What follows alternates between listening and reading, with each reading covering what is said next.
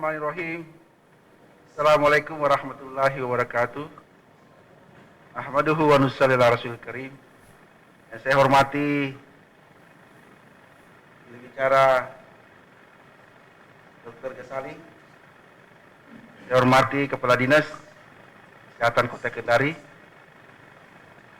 diwakili oleh Pak Muslim. Saya hormati teman-teman Kominfo yang setiap hari menemani kita. Saya Dr. Sukirman, Direktur Rumah Sakit Umum Kota Kendari, kembali pada hari ini tanggal 14 April 2020 akan menyampaikan berita-berita update tentang penanganan COVID-19 di Kota Kendari, tepatnya di Media Center. Para pemirsa yang saya muliakan, bersama hari ini juga kita kedatangan tamu dari Gojek.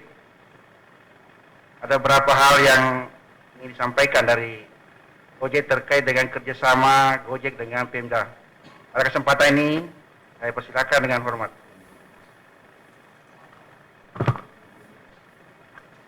Bismillahirrahmanirrahim. Assalamualaikum warahmatullahi wabarakatuh.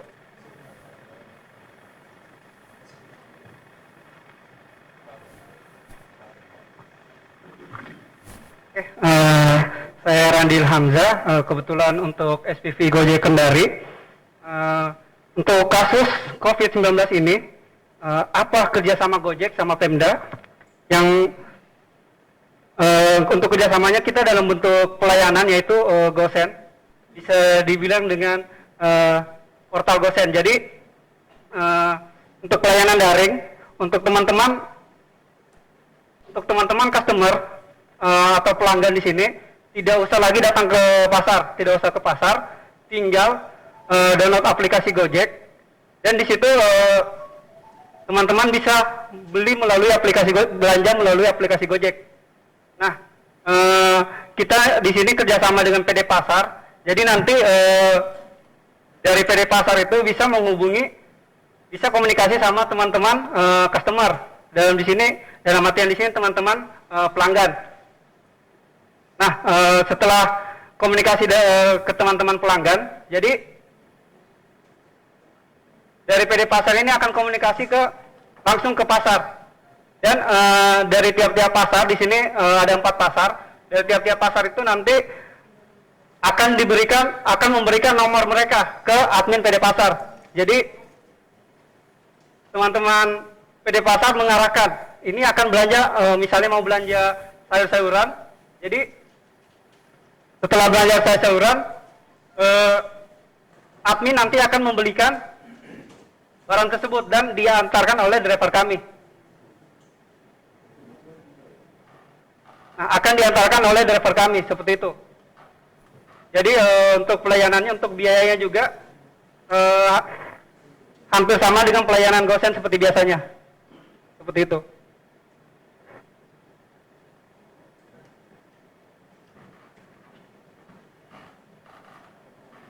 Demikian penjelasan dari Gojek tentang bagaimana hubungan kerjasama yang telah dilakukan untuk memudahkan masyarakat dalam memenuhi kebutuhannya, sehingga Gojek ya akan berperan dalam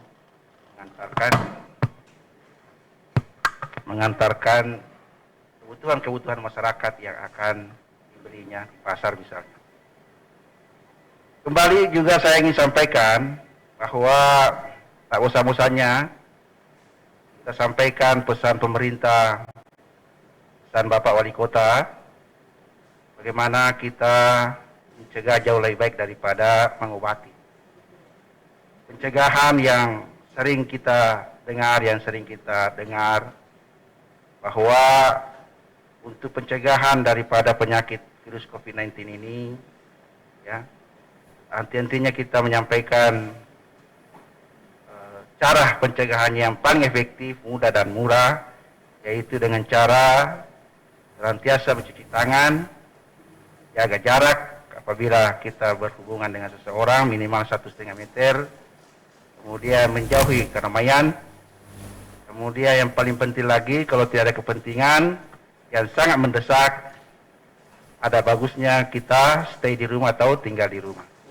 Pada kesempatan ini, jurubicara akan menyampaikan berita terupdate tentang kondisi keadaan penanganan COVID-19 di Kota Kendari. Pada beliau saya persilakan. Baik, makasih Pak Direktur. Bismillahirrahmanirrahim. Assalamualaikum warahmatullahi wabarakatuh. Selamat sore. Semoga kita semua selalu diberikan kekuatan kesehatan dan semoga segala aktivitas kita selalu berdiri ibadah di sisi Allah Subhanahu wa taala, Tuhan yang Maha Kuasa. Kembali pada kesempatan sore hari ini, saya Dr. Al-Ghazali, Ketua ID Kota Kendari sebagai jubir pada gugus tugas percepatan penanganan COVID-19 Kota Kendari. Ucapan yang terhormat kepada Direktur Umum Kota Kendari, Dr. Haji Sukirman. Kemudian yang terhormat Bapak Muslim Escape NS sebagai perwakilan dari Dinas Kesehatan dan teman dari Gojek tentunya. Dan terlebih lagi kepada teman-teman dari Dinas Kominfo yang berada di Media Center yang tak henti-hentinya untuk selalu mensupport, memberikan data, mengumpulkan data dan disampaikan pada setiap harinya. Bapak Ibu yang ada di rumah dan teman-teman wartawan, juga kami ucapkan semoga selalu sehat walafiat. Sebagaimana yang dikatakan oleh Bapak Direktur Rumah Sakit tadi sebagai himbauan, kami juga ingin menyampaikan bahwa penggunaan masker untuk selalu digunakan demi memutus mata rantai. Kalau dulu dikatakan bahwa yang menggunakan masker yang sakit saja atau petugas kesehatan saja, sekarang bukan lagi. Sekarang dianjurkan kepada siapa saja yang menggunakan masker, terutama jika keluar rumah atau melakukan aktivitas di luar rumah. Dan kami juga menghimbau kepada para dermawan atau yang mampu untuk memberikan sebagian penghasilannya, mungkin bisa melalui donasinya bisa mungkin melalui kepada tim relawan gugus tugas COVID-19 Kota Kendari, atau bisa melalui ID Kota Kendari, atau juga bisa langsung diantarkan ke rumah sakit yang ada di Kota Kendari, khususnya yang menangani masalah COVID-19 ini. Dan sumbangan yang Bapak Ibu berikan tentu sangat besar manfaatnya buat kami semua. Dan kami ingin menyampaikan bahwa apa yang dilakukan oleh gugus tugas COVID-19 sekarang ini berupaya untuk melakukan yang terbaik. Kami juga ingin sampaikan bahwa apa yang dilakukan oleh teman-teman dokter atau perawat yang ada di rumah sakit dengan menggunakan APD terhadap pasien yang ada di rumah sakit itu, kalau kita lihat dengan menggunakan baju asmat atau baju apron, itu tidak sesederhana yang kita lihat dengan menggunakan baju seperti itu. Baju itu dipakai, begitu menggunakan maka digunakan mungkin sekitar 4-6 jam, dan itu kita bisa bayangkan bahwa menggunakan baju itu sangatlah panas, bahkan dehidrasi, sehingga rumah sakit yang menggunakan atau diberikan untuk penggunaan itu benar-benar menghemat untuk penggunaannya. Jadi bukan berarti bahwa sekarang rumah sakit yang menangani penanganan kasus COVID ini tidak ada, akan tetapi membatasi dan mengefisienkan untuk digunakan sebagaimana mestinya. Bapak Ibu yang kami hormati dan teman-teman wartawan, baiklah pada kesempatan kali ini Selasa 14 April 2020, seperti biasanya kami ingin merilas atau menyampaikan berita terupdate tentang perkembangan coronavirus yang ada di Kota Kendari. Kasus ODP selesai pengawasan sebanyak 2 orang. Kemudian jenis kelamin perempuan umur 40 1 tahun Kecamatan Wawa, pemantauan sejak tanggal 18 Maret sampai dengan 14 April selesai pemantauan dan dinyatakan negatif. Kemudian jenis kelamin laki-laki umur 36 tahun Abeli, pemantauan sejak 14 Maret sampai dengan 14 April selesai pemantauan dan dinyatakan negatif. Sehingga sampai dengan saat ini total ODP sebanyak 136 orang. Selesai pemantauan 98 orang dan masih dalam proses ODP 38 orang. Kemudian kasus PDP bertambah kasus baru PDP 2 orang dan selesai PDP 1 orang. Jenis kelamin perempuan umur 40 tahun, Kecamatan Kendari Barat, riwayat medis mengalami sesak napas dan sementara isolasi pengawasan pada Rumah Sakit Umum Daerah Kota Kendari. Jenis kelamin laki-laki umur 45 tahun, Kecamatan Kambu, riwayat medis mengalami sesak napas dan demam, juga batuk, sementara isolasi pengawasan pada Rumah Sakit Umum Kota Kendari. Alhamdulillah berkurang 1 orang pasien PDP jenis kelamin laki-laki umur 51 tahun, Kecamatan Wawa, tanggal 14 April sesuai hasil pemeriksaan dinyatakan negatif COVID-19. Total PDP sampai dengan saat ini sebanyak 38 orang dan selesai PDP 17 orang. Kemudian masih dalam proses PDP sebanyak 21 orang. Kemudian kasus positif tidak ada tambahan baru positif sehingga sampai saat ini total kasus positif sebanyak 13 orang. Yang telah dinyatakan sembuh 1 orang dan meninggal 1 orang. Dan masih dalam perawatan sebanyak 11 orang. Perlu pula kami sampaikan bahwa tim dari Dinas Kesehatan, tim gugus percepatan atau tim surveillance telah melakukan tracking atau melakukan pemantauan dan kemudian melakukan penscreening di daerah Mandonga tadi, dan alhamdulillah keluarga yang kira-kira terpapar dengan pasien yang telah dinyatakan meninggal kemarin itu sudah dilakukan. Kemudian juga telah dilakukan proses penyemprotan desinfektan pada daerah di mana pasien yang meninggal tersebut. Dan kemudian kami juga ingin menyampaikan kepada warga yang ada di Kota Kendari agar tidak menyampaikan berita-berita hoaks yang tidak benar kepada masyarakat. Kemudian yang berhubungan dengan stigma juga kami mengharapkan agar warga Kota Kendari tidak juga menimbulkan atau memberikan yang sifatnya stigma kepada masyarakat. Demikian mungkin yang ingin kami sampaikan kepada warga Kota Kendari. Nantinya jika ada sharing atau tanya jawab dari teman-teman wartawan bisa disampaikan kepada kami. Demikian, Assalamualaikum warahmatullahi wabarakatuh. Silakan kepada teman-teman media yang ingin melakukan klarifikasi atau bertanya, dipersilakan. Baik, dari Saudara Hengki. Silakan, Saudara Hengki. Ya, terima kasih Pak Dokter atas kesempatan dan seluruh tim gugus tugas COVID-19 Kota Kendari.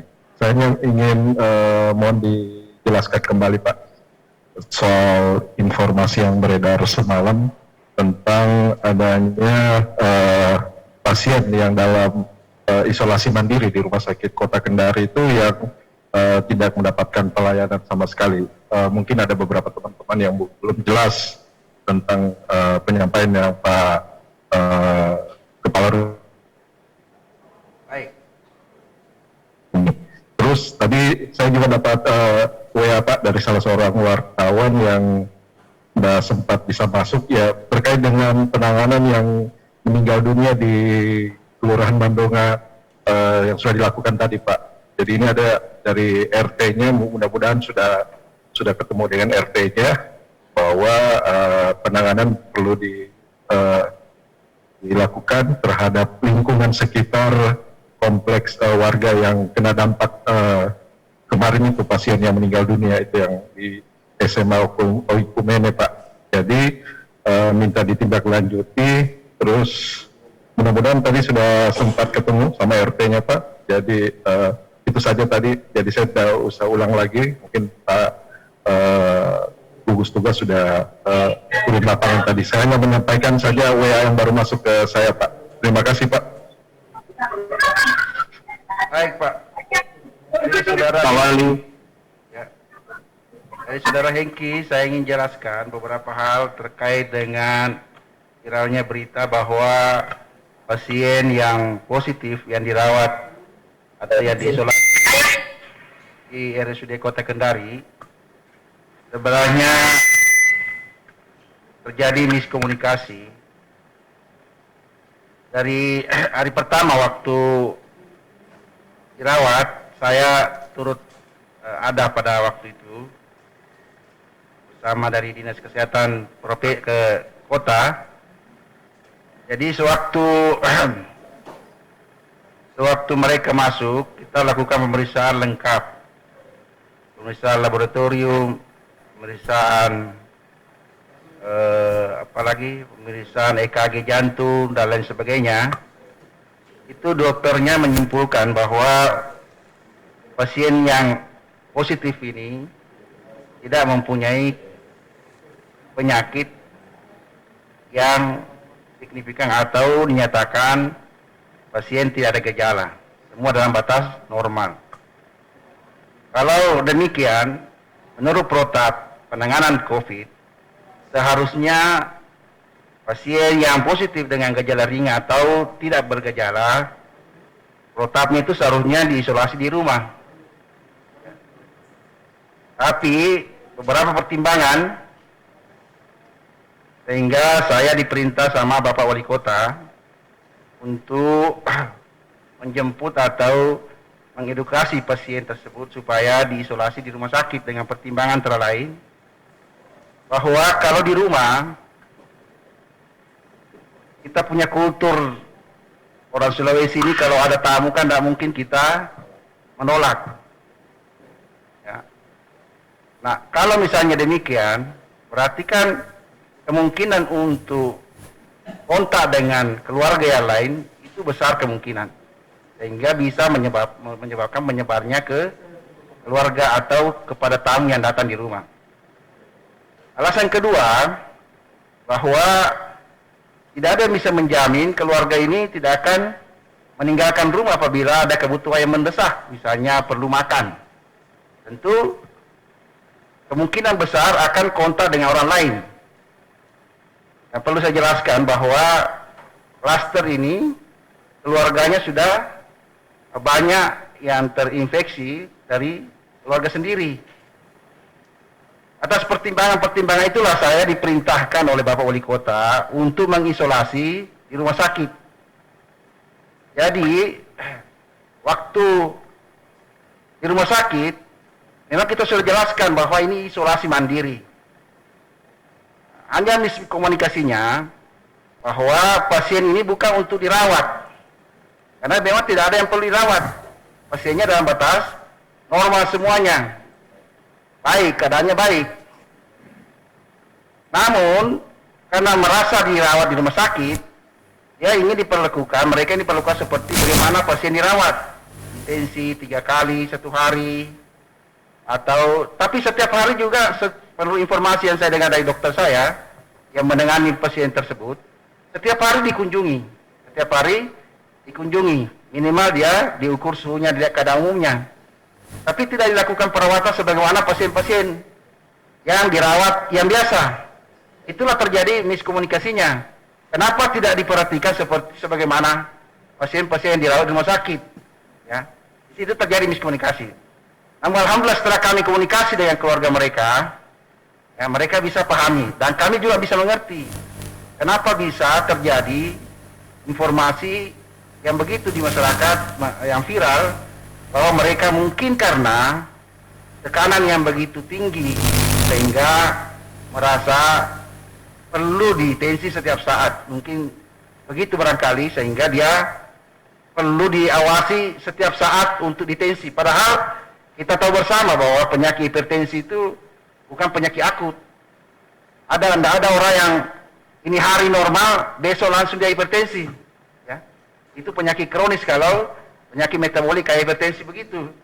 Nah, itulah terjadi miskomunikasi. Tapi alhamdulillah, setelah kami komunikasi baik dengan keluarganya, sudah terjadi kesepahaman. Sehingga insya Allah tidak akan lagi terjadi miskomunikasi. Demikian mungkin penjelasan dari saya. Terima kasih. Ya, yang kedua mungkin saya jawab ya, Bang Hengki. Jadi sejauh ini yang dilakukan oleh Satgas di lapangan, terutama di daerah Mandonga itu, jadi sudah dilakukan tracking, sudah dilakukan pen-screeningan kepada warga yang ada di situ. Dan kemudian harapan kita juga kepada warga atau keluarga dekat yang ada di sekitar itu yang kira-kira pernah melakukan hubungan kontak untuk jujur menyampaikan kepada tim gugus sehingga dimasukkan ke dalam pendataan. Kemudian harapan kita juga kepada masyarakat atau warga yang ada di daerah itu bahwa paling tidak kalau memang ada kontak untuk melakukan isolasi mandiri dulu. Kemudian sambil melihat perkembangan dari penyakitnya. Kalau misal ada batuk, ada demam, kemudian disertai dengan sesak, maka sebaiknya konsultasikan ke dokter atau menyampaikan kepada gugus hotline yang ada di media center, atau bisa juga langsung menyampaikan dan melaporkan kepada rumah sakit.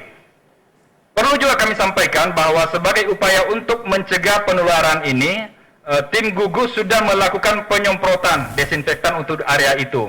Jadi sangat cukup yang dilakukan, kemudian sudah melakukan hubungan kontak, pertemuan dengan gugus, kemudian dengan RT dan Pak Lurah sendiri di daerah Mandonga tersebut.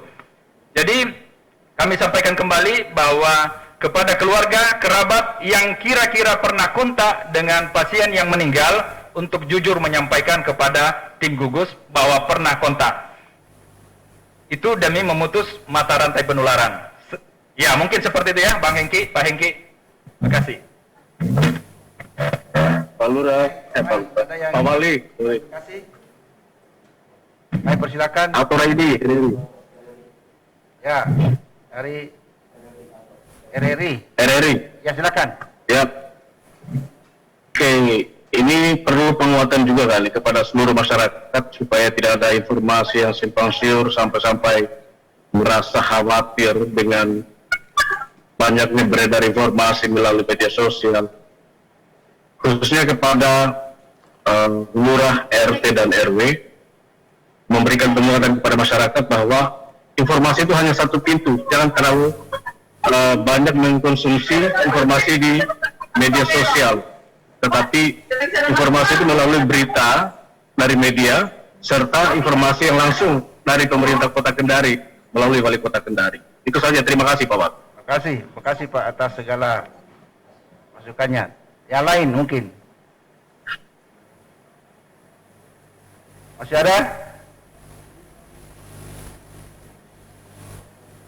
Nggak ada lagi? Ya. Baik.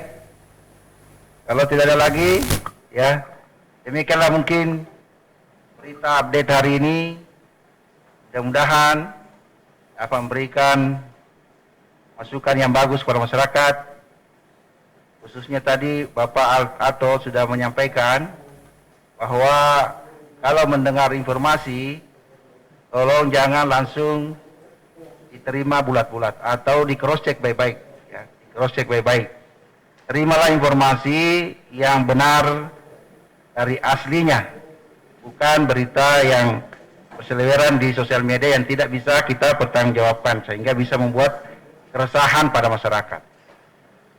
Sekali lagi, kami dari tim gugus COVID-19 di Kota Kendari dari Media Center pada tanggal 14 April 2020, ya, pada hari ini telah menyampaikan berita update. Mudah-mudahan apa yang kita dengarkan ini bisa sampai kepada masyarakat yang menyaksikan pada hari ini. Wabillahi taufiq wal hidayah. Assalamualaikum warahmatullahi wabarakatuh. Saat semua menghilang, kau tetap setia menjaga. Kau berkorban tanpa suara demi senyum yang lain. Saat semua tertidur, kau terjaga sepanjang waktu. Lupakan lelah ragamu demi raga yang lain. Dunia telah tersenyum melihat kau bertaruh nyawa. Tak pedulikan yang kau punya demi raga yang lain. Engkau pahlawan dunia, Tuhan yang kan membalas semua jerih lelah yang tak ternilai demi raga yang lain.